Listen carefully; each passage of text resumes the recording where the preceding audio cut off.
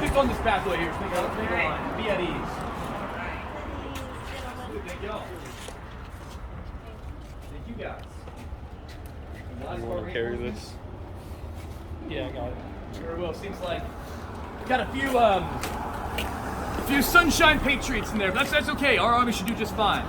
Alas, again, my name is Corporal Carter, but as you can hear, we got some very loud mosquitoes right behind me in Savannah, Georgia. It's very hard to hear. So we're going to make our way to the battlefield, make it a bit easier to talk to each other. Not only that, but also we must know how to march in this army. Because if we're to look good in front of the enemy, well, if I could see into the future, a man named Napoleon will say to his armies that you can never be too well ordered and too well dressed to meet the enemy. The better we look, the more we'll scare them. So upon that, I'll invite you all to form into one single file line. So it's a beautiful single file line facing the brick over that way. And in this army here in 1779, when we begin marching, what foot do we start with? Left. The other right. The left, absolutely. So, upon the command of two, the front, march. We'll make our way forward and through the treacherous swamp and marsh here. 1 way, 2, front, march.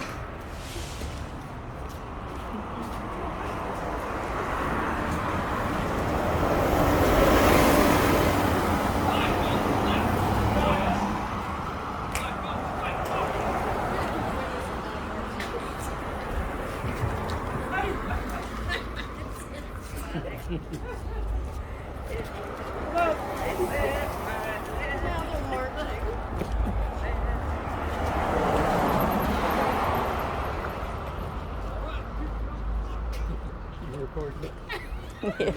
Yeah.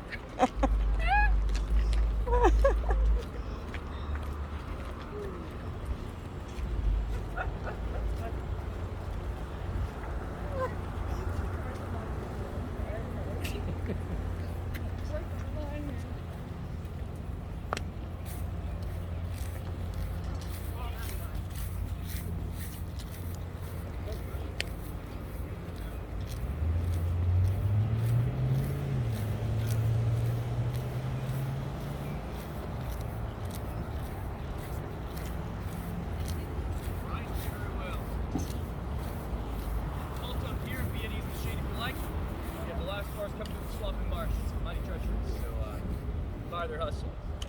Well, upon that, I know that these are the only ones with flags, but upon this, they're guests just like yourselves, so here in Savannah. You're welcome to take shade, cover in the shade here as well. Make yourselves at ease. And if you have a flag, you feel free to set that on the ground and post it down. Be at ease. But nonetheless, as I mentioned, my name is Corporal Carter. That's Corporal. You can see I have no such fancy things in my uniform. I have no semblance of being an officer or anything like that. However, let's ask you all. Do I look like a professional, full-time soldier to you all? Yes. Good, I'm glad. A lot of people in this day and age see this split shirt, and they see my tattered, tearing up stockings, and they say, oh, you must be part of the militia. How cute. But alas, we're actually full-time, professional continental soldiers. Remember the man with the blue coat inside the museum with the blue coat with the red trim and facings? That's what our old coats used to look like. But after nearly 5 full years of fighting by this day and age, those coats were worn out and torn to shreds. We've replaced them with split shirts and hunting frocks like these, because we can tatter these linen coats up all to shreds if we like, get a new one in the next year. Those wool coats, we only have one. So we have put those away, rolled them up into our knapsacks, and left them back in our camps. This is what we're wearing in this day and age, as well as we're wearing a white cockade upon our hat. That's to show allegiance to our allies, like the French. And if we're wearing a black cockade, it's not a good sign, because by now in this day and age, it shows allegiance to King George, British. Hear, hear. Alas, now that we find ourselves in Savannah, Georgia, nonetheless, I must ask you all, where, for tell if you've been reading the newspapers, where's the first shot fired, heard around the world that began this War of Independence? You might have heard about the newspapers, perhaps you've heard about somebody named Samuel Dawes and Paul Revere. Yeah. They made a midnight ride from Boston to where? To Lexington and Concord. Yes. Because after years now of unjust, unlawful taxation that we say is without what? Representation. After all that happening for years, we have now said finally that we must fight up against the British. And we have collected a lot of weaponry, a lot of supplies to fight against the Tory militia and King George and his regulars. But now, Samuel Dawes and Paul Revere make a midnight ride from Boston to Lexington and Concord to make it well known and warn the Patriots the British are coming for them to take this from the Patriots. What is in this paper tube? It's not tea and it's not tobacco. Gunpowder and shot. Yes, dear sir, this right here is what goes inside of our musket. This right here, we say, as our General Washington says. He says the only difference between freemen and women and slaves is if you have the ability to use this by law. So indeed, you can see now where if they're trying to take it from us, if they're taking away what we can use to defend ourselves, that's the last hurrah for freedom. So finally, about 100 British Tories find themselves meeting about 70 patriots with this gunpowder upon the green of Lexington. And just like that, somebody fires a shot. We don't know who, but it begins our War of Independence. Once this war begins, I know we're a long ways away from Boston, and they can probably imagine our coats and everything got quite tattered, not just here, but up north as well. Well, the British strategy is very interesting. Anybody remember the big flag hanging up in the museum, the chopped up snake? Anybody remember the words upon that banner? Join or die. Very similar to another flag you might have seen that Mr. Gadsden loves very much himself, with the coiled up snake with the yellow banner, don't tread on me. Well, now in this army too, we are very used to seeing that chopped up snake with all the states on it. And that's because the British liken our states, liken us colonies and colonials, to a venomous, treacherous snake. And they say, if you're to try to kill a snake, what's the best way to kill a snake? Lob up the head. That's what they try to do. The head of our army is, of course, George Washington. Washington is fighting at the head of the army up in Virginia. He keeps fighting in these northern battles. But alas, he keeps losing. But he's very smart. He keeps the army fighting, keeps them well supplied, keeps them retreating to fight the next day. Even though the British keep winning, they keep winning for nothing.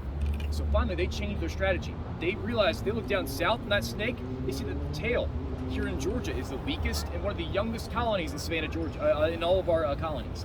They say, why don't we go for the tail of that snake, cut off the tail, go straight for the insides, and rip out the belly.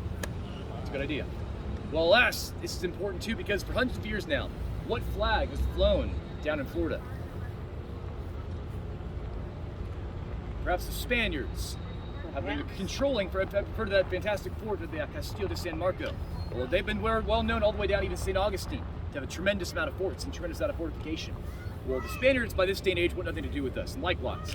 Well, this is a bit different now, because if you remember this war we just fought with the French and Indian War, well, the new delegation said that after that war ended just a few years back, the British trade St. Augustine, Florida, trade Havana, Cuba for St. Augustine, Florida. So now the British are just south of us. They say, by Christmas time of 1778, let's meet down the Savannah River and send 3,500 British to Savannah, Georgia, which is exactly what happens right by Christmas time. You will see right here on the old Augusta Road, where you see all these strange horseless carriages driving through, you will see hundreds of terrified Americans running through a gate that stood right there called McElvery's Gate, because 3,500 British chased them out of the city. Not only that, but those that met them down for South Carolina, the British burned all the crops they could not take. Everything they could not get their grubby little hands on, they slaughtered and killed and destroyed. And they brought it to their stronghold here in Savannah. So now, by the end of 1778, 1779, most people say, let's give up. It's not worth it. The British have won. Still, a lot of people are upset about that, especially if you have anybody from South Carolina. Well, alas, you watch them burn your homes to the ground. They want revenge. And we think we have a chance for it. Because by 1778, there is a new opportunity that appears. Well, there's groups of British soldiers that are usually here in Savannah, 800 strong, of Hessians and Highlanders. The Scottish Highlanders are a group of soldiers who play bagpipes upon the field of battle, and they've been known to have their battle cry be in Gaelic, "I'll eat your liver." Because when they see anybody on the ground who normally you take prisoner, they instead rip out their bayonets, cut open their bellies, and take out the insides. So if you hear bagpipes upon the battlefield, you know to run the other way. Also, the Hessians are German-speaking, conscripted, and paid mercenary soldiers that have been known to file down their teeth to look like fangs to be more intimidating, have ferocious beards like myself, but also too be known to be so obedient because they know that they are not regular soldiers. The British say, we paid you. If you don't follow orders, we can run you through with the sword, which they do. So they will follow orders without command, without hesitation. So now those soldiers, 800 strong, they're not here in Savannah. They are about 50 miles north by water in Beaufort, South Carolina. So we say we're only about 8 miles by water at Perrysburg, Georgia. We say we can come down the Savannah River, cross the river, and make our way here. We'll meet up in Savannah, and we'll take the city by storm. Hopefully catch them with their breeches down. That's the idea. Well, we are 1,200 strong, and the British here at this fortification and settlement here in Savannah are also 1,200 strong. And they have the high ground on the bluff in a swamp and marsh. Who has the upper hand? Big time. So we decided we need some help. And of course, there are going to be about 5,000 French soldiers and sailors on 54 ships with 2,000 cannons, flying the flags of the royal banner of King Louis down in the Caribbean. We call upon their help, because we say, well, you hate the British as much as we do, maybe we can help each other. So they come up, we say, let's meet outside of Savannah, come up and meet us by September, and hopefully we can drive the wretches out. But however, this happens, early September is when this begins. They get here about September 4th. Well, here in Georgia, and likewise even in South Carolina, just across the river, what must we worry about here in Savannah in the middle of September? Hurricane-like storms that's rolling off the coast. The second that we try to cross the river, we're stuck in our camps for 4 days because it is so flooded we cannot cross.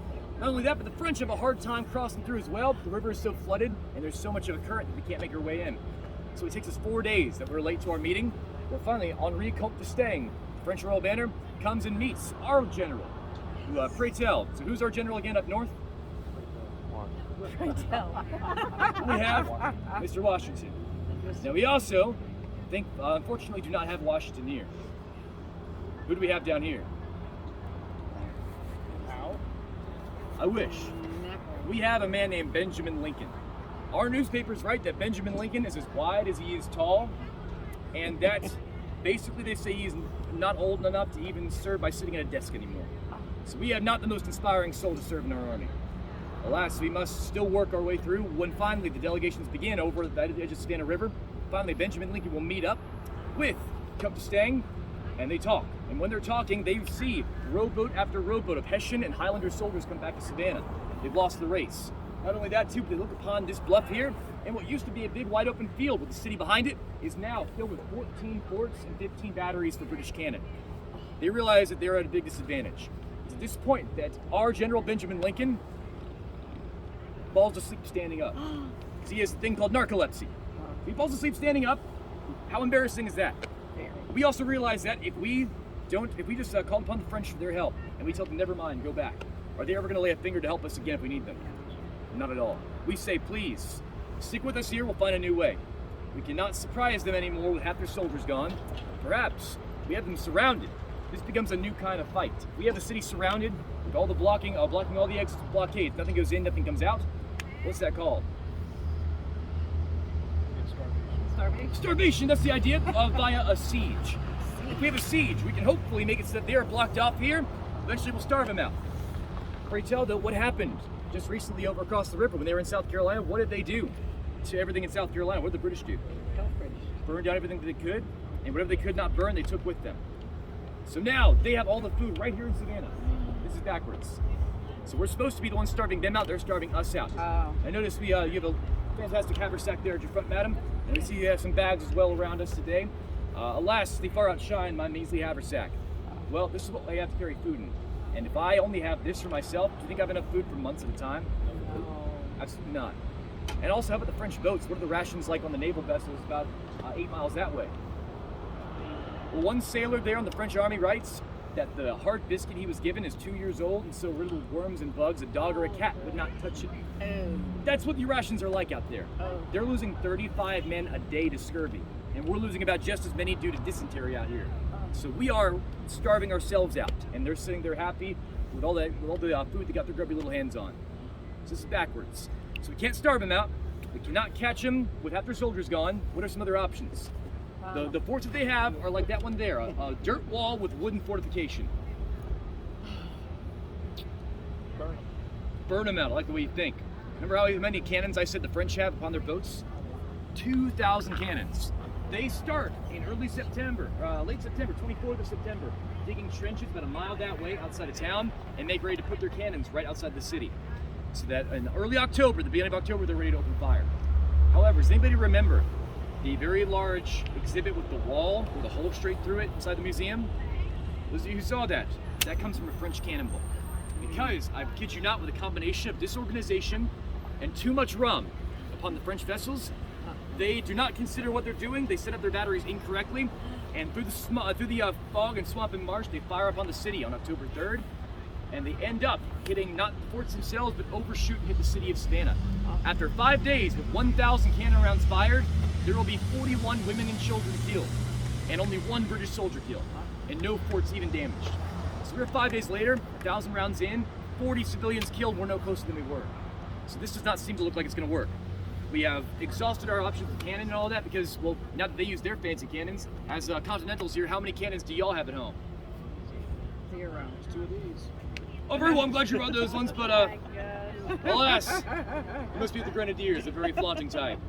Well, you can see we are out of options for explosives. All we can do now is use this right here. So here's the plan.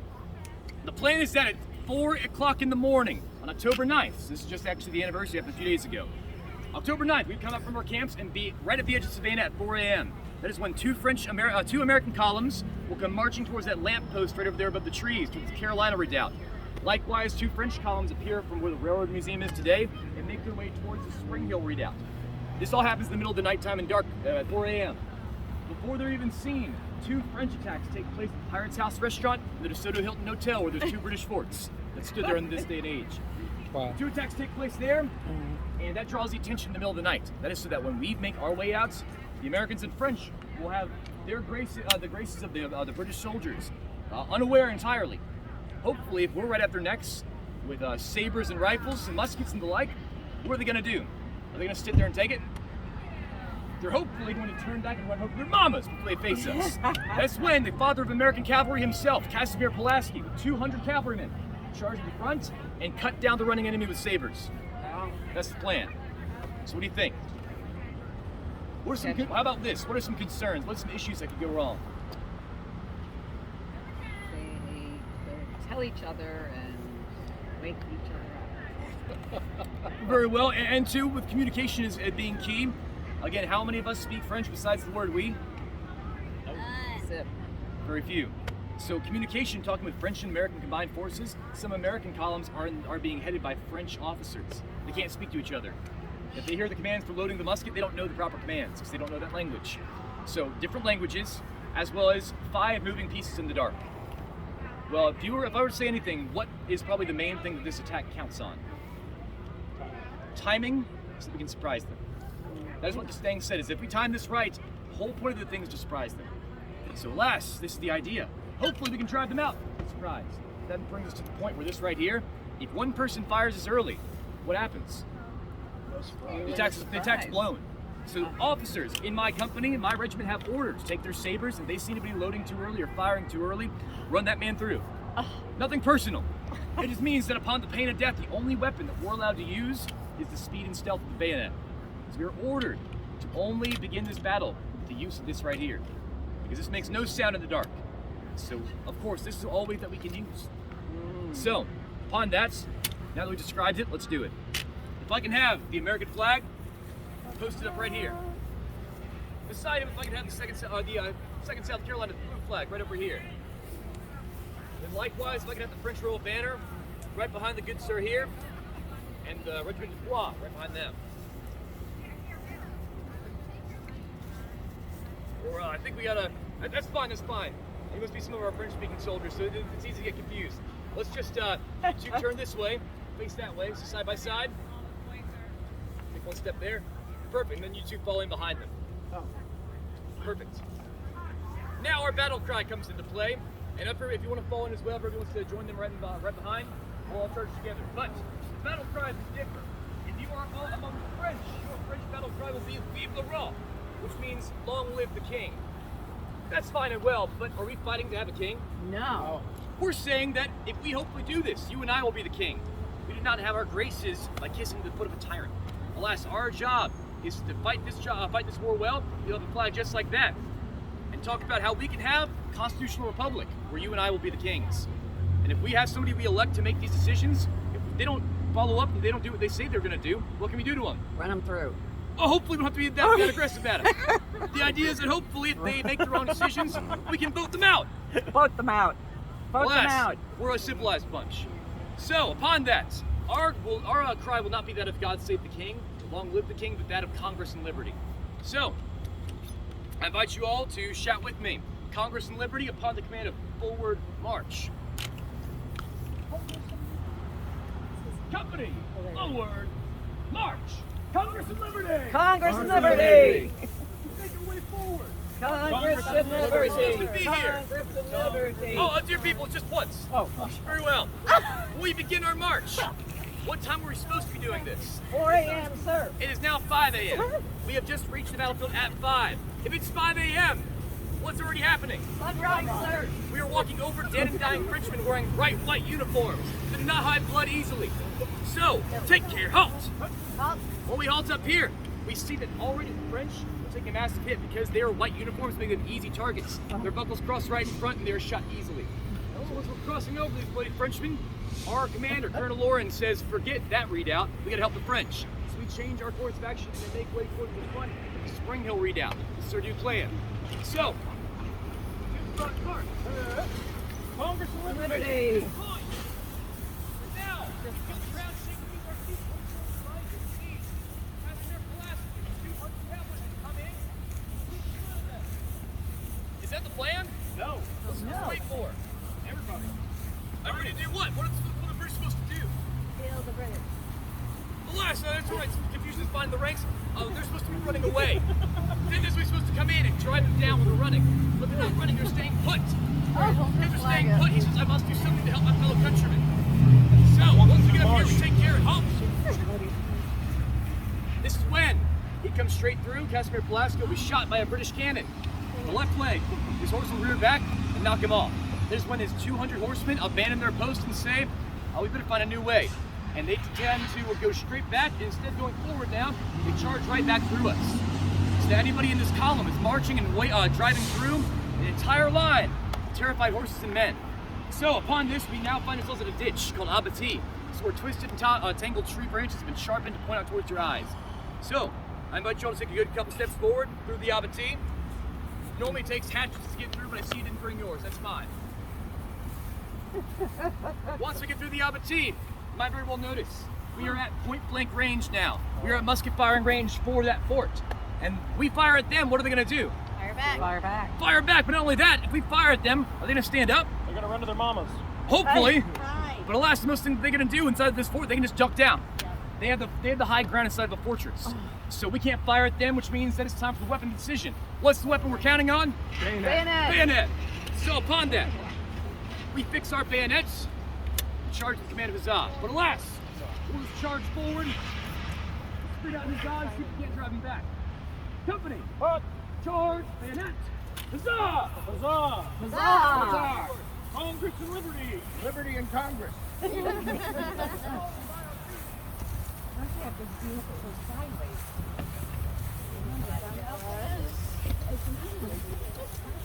And we get to the ditch finally. When we reach the edge of this ditch, already there are dozens of Frenchmen stabbed by the pikes. Oh. These pikes are not situated like this to protect some not so smart tourists, if you will. But alas, they are situated side by side as to impale you, facing out towards your eyes. And most people note as having stopped right at the edge and then taken a good step back, and the person in front of them bumps into them and knocks them in. Oh. So people are dying upon these pikes. It's at this point when our commander holding the flag, Lieutenant Bush, carries the blue flag up. He brings it all the way to the edge and holds it up. Hold it up. You, Bush. Lieutenant Bush holds it up, and that is when he's struck in the left arm by a British musket ball. Oh. He will drop the flag, but that is when a man comes in and saves it named Sergeant William Jasper. So go ahead and tend to your wound, good sir. He holds up the flag, and he holds up not a musket, but a saber. So he holds up the saber and the flag alike. If you've been to Madison Square, you might have seen a statue here in Savannah with a gentleman holding a flag and a sword up. Yes. That is a Sergeant William Jasper, and from this moment in history. So this is when, though, Sergeant William Jasper takes a British bayonet right to the chest. So Bush then comes back and grabs the flag once more, Come on, Andrew Bush. brings it to the very edge of the ditch, holds it up, he will be shot in the chest. And then he will drop the flag all the way down and roll on top of it. Now you don't have to roll. That's fine, I promise. But everybody will remember this moment, whoever saw it. This is the high watermark of our entire charge. Wow. Making sure you can take your step back now. Now, because we are struggling, finally our main reserve line comes in right behind you where you see those stones. We see a total of about 800 men come marching in under the command of a Swedish nobleman named von Stedek with a French column, holding that flag right there. The blue and white flag of the Regiment de Foix, the Regiment Dillon. They come straight through and they say, and they call us fools and they wonder what we're doing because we keep charging the corner. They realize it's the best fortified spot. We must go around. So upon that, follow through this way. He says we must go down in the ditch and travel all the way down through it. I got shot in the arms of the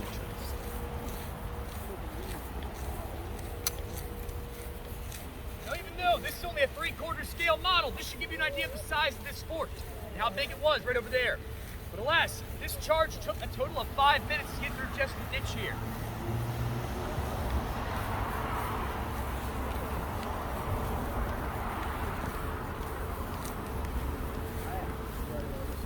Yes, I am.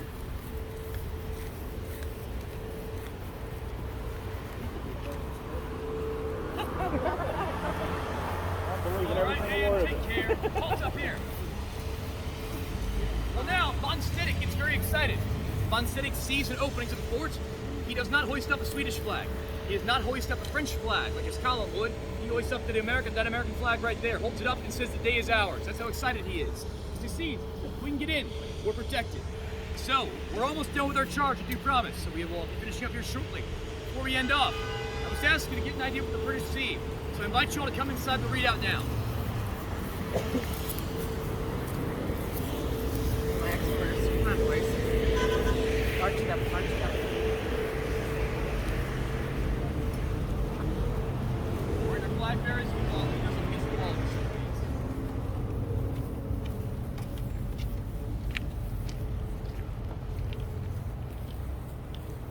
All right, so when we get inside of this redoubt, well, imagine if you were surrounded by about 14 forts and 15 batteries per cannon. Oh, Now that you're in here, where do you feel safer, out there or in here? in here. Much better. No cannons, unless they're of the largest size, or mortars, can even get in this wall. So now even a pile of dirt becomes a huge advantage on the battlefield. Now that we're in here, the most important thing to note is that there are about 110 British soldiers in here, the likes of which will be in lines of 30, 4 lines of 30, firing muskets just like these. The muskets they will be firing are Brown Bess British muskets. That are a very nice old sort of musket, but they're very hard to take apart, very hard to clean. This is a new model that our allies gave us. It's called a Charleville musket.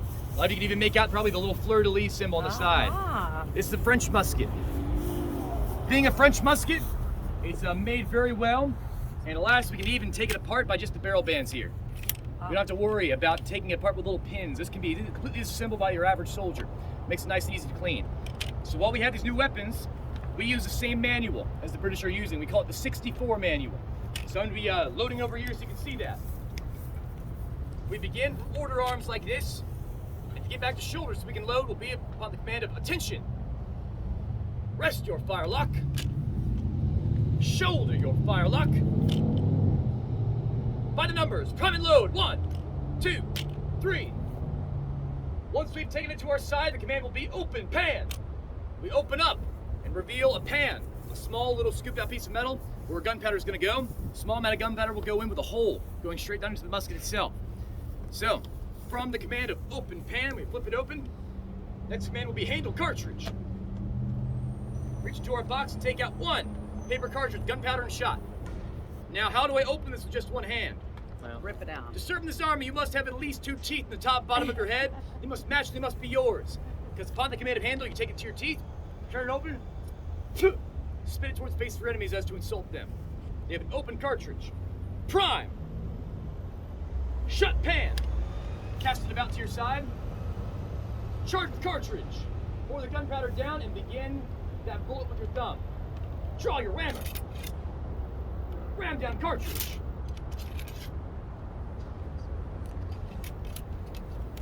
Return your rammer.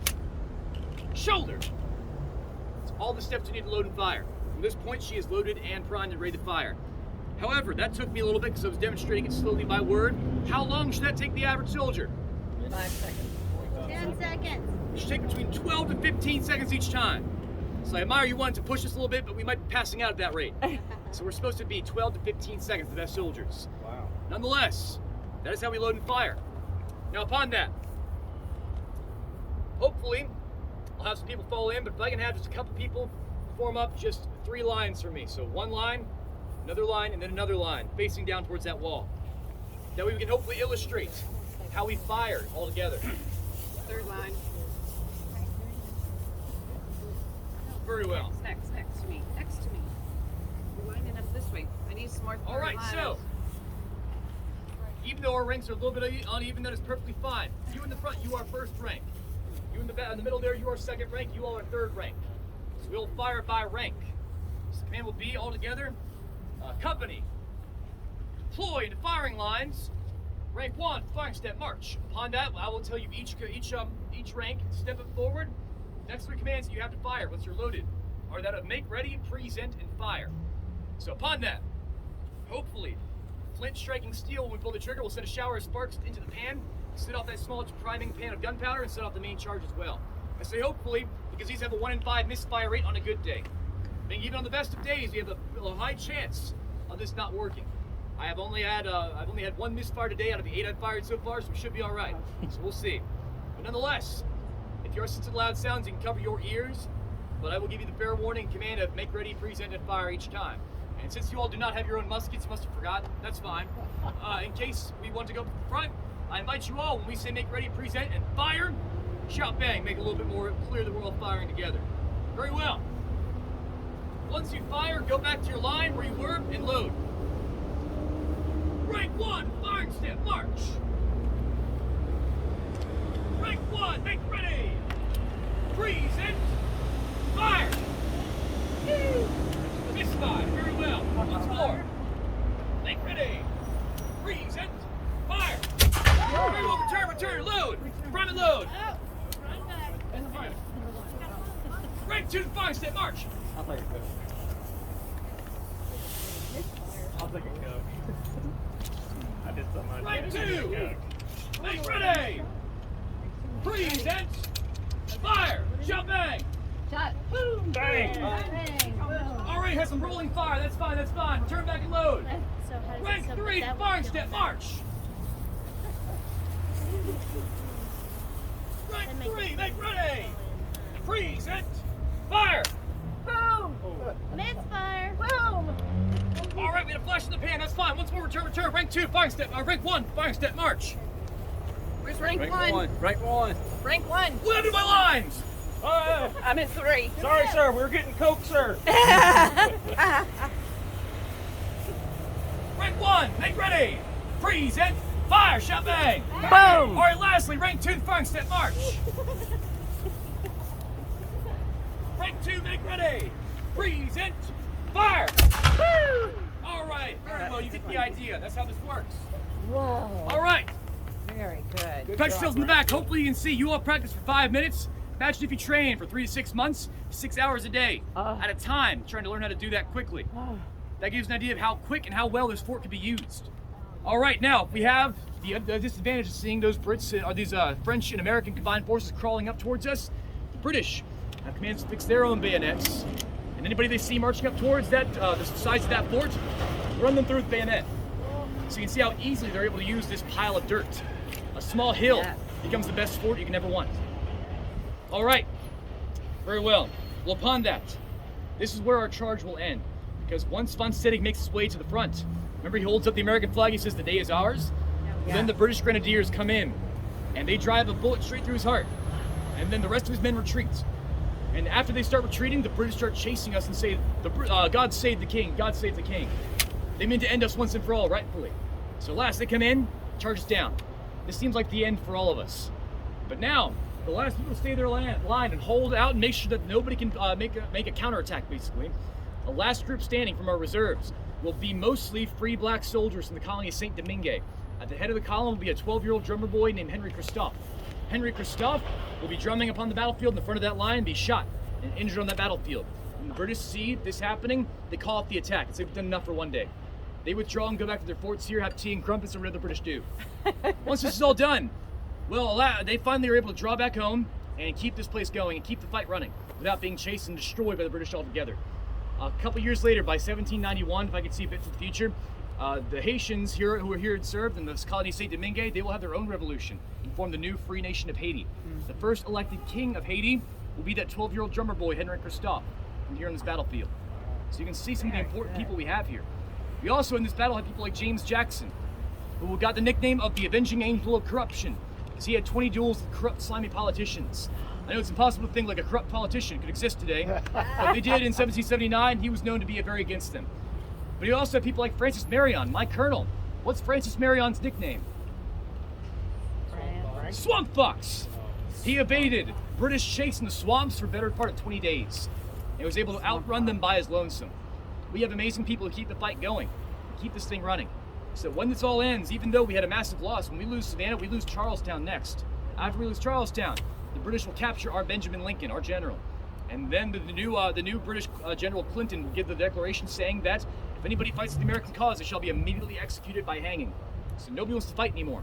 But since we have people keep fighting, keep the fight going, well, if I can see by 2 years to the day after this, somebody will give the sword of surrender upon the battle at Yorktown. The man to receive the British sword of surrender will be our very own Benjamin Lincoln out on parole. So you can see, talk about sweet revenge. Now, from having lost here at Savannah to now getting the sword of surrender from the British themselves. After that, it'll be almost a year later that the British finally are driven out of Savannah, and our very own James Jackson, that avenging angel, that duelist that I talked about, he came through and got the key to the city very personally handed to him. Well, of course, you can see, hopefully, how long it took for something like that American flag there to go from just an idea and from a hope to go to something like that over there. It was paid for blood, sweat, and tears in this very battleground. So for that, I want to thank you for joining us out here so we can remember the bloodiest hour of our revolution. Because remember, there's 800 stones out there. When this battle ends, estimates say there are between 800 to 1,100 who die in a 55-minute charge, 75 of which are combined French and American forces. So to remember our allies and our people from our homes and firesides. I can think of no war and other conflict that could better illustrate the fact that freedom is not free. It comes at a near and dear and precious cost of generation of patriots of every generation. So remember what it came from in the first place, and how we got our revolution, how we had our freedom given to us. Alas, we have to take it. So it's always important to remember by the end of this war, when there's delegations going on telling about what kind of nation do we have now. It was Benjamin Franklin himself who, when a lady shouted out and said, "Please, Mr. Franklin, what kind of nation are we?" He said, "We're a constitutional republic, if we can keep it." So he knew forever that the people who would keep it are not those up in government, it's you and me. We should always remember, us as people, we're the ones who have the power. So hopefully this battle here can, if anything, illustrate that. Now, upon that, in a moment we will head back inside. If you do want to depart from here, you're more than welcome to, but the idea is if you want to go back to the coldest, wintry building in all of Savannah, we'll march back by foot. But upon that, just to thank you all again properly, this place, entire grounds, was about a couple years ago roped off by a chain link fence with a keep out sign, and nothing was here, to represent one of the most important pivotal moments in our history as people, as Americans here today. But thankfully for y'all joining us, we can always remember our heritage and our history. If you enjoyed your time out here, if you feel so brave, I know it's I saw some people with some wonderful, interesting little portrait makers. We don't have our own portrait makers out here in our own core of people who can paint those portraits. But if you post those in the mysterious book of face I've heard so much about, that means a lot, because that means that people will see that and hopefully know that we're out here. Okay. And if you just tag, Loyalist Liberty or a Savannah History Museum, they'll know and they can come out here as well. If you feel so brave to take a footstep into that battlefield that we call TripAdvisor, that's a whole different ballgame. That means that people will be able to actually, this will show up in people's suggestions for things to do. And hopefully, come next tourist season, more people will be out here and be able to learn about our revolution. Upon that, does anybody have any questions about anything that has happened thus far towards the end of this charge? Charge ahead. Very well. Upon that, again, thank you so much. My name is Corporal Carter, and I appreciate you so much coming out today. Nice job, Corporal Carter. Thank you kindly. Now you're welcome to grab the